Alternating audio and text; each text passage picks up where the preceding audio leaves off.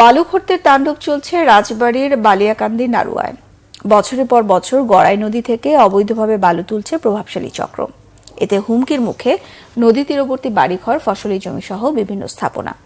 প্রতি বছরই বাড়ছে ভাঙন। প্রশাসনের নীরব ভূমিকায় ক্ষুব্ধ স্থানীয়রা। রাজবাড়ী প্রতিনিধি এম দেলোয়ার হোসেনের তথ্যছবিতে ডেস্ক রিপোর্ট।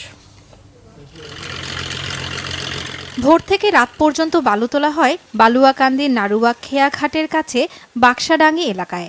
গড়াই নদীর মাঝখানে ড্রেজার দিয়ে অবৈধভাবে তোলা বালু বিক্রি হচ্ছে দেশের বিভিন্ন অঞ্চলে। এই বালু তোলার পরিণতিতে ভাঙছে নদী, পাল্টে যাচ্ছে গতিপথ, বিলীন হচ্ছে ফসলি জমি সহ আশপাশের বাড়িঘর।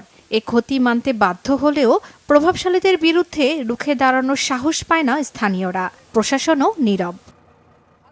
গড়াই নদীর থেকে এই বালিটা আমরা কাটতেছি। বাদশা ভাইয়ের নেতৃত্বে 2 থেকে 3টা বোলগেট এখান থেকে লোড হয়। আর কোনো সমস্যা হবে না। আমরা বলেছি যে যদি কোনো সমস্যা হয় তাহলে আপনার দায়িত্ব। আমাদের এই বাড়ি এই পাশে ছিল, এই বাড়িটা ভেঙে গেছে।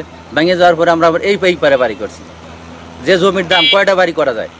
এই রাস্তাটাও ভেঙে গেছে। সরকার এই রাস্তাটা করে দিয়েছিল, অনেক 2 পারের মানুষ খুব যাতায়াতটা খুব ভালো ছিল, কিন্তু সেই রাস্তাটাও এখন ভেঙে যাচ্ছে এই বালি কাটার জন্য। ওই পারে বালি কাটতেছে বিদায় এই পারের বস্তার ভারীতে আর কি মাটি দাবা চলে যাচ্ছে। এটা যদি সরকার বন্ধ করে তাহলে আমাদের বাসাবাড়ি আর কি বাঁচবে, আর না হলে তো আমাদের বাসাবাড়ি নিয়ে এখান থেকে ভাঙা চলে যাবে।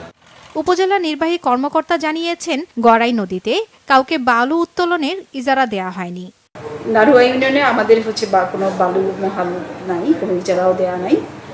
এখানে যদি কোনো ড্রেজার বসানো হয়ে থাকে, অবৈধভাবে কোনো বালু তোলার ঘটনা ঘটে থাকে, তাহলে আমি অবশ্যই এটার বিরুদ্ধে ব্যবস্থা গ্রহণ করব। পরিবেশ সহ জনপথ রক্ষায় বালু খেকেদের বিরুদ্ধে দ্রুত ব্যবস্থা চায় স্থানীয়রা। Bangla vision news desk.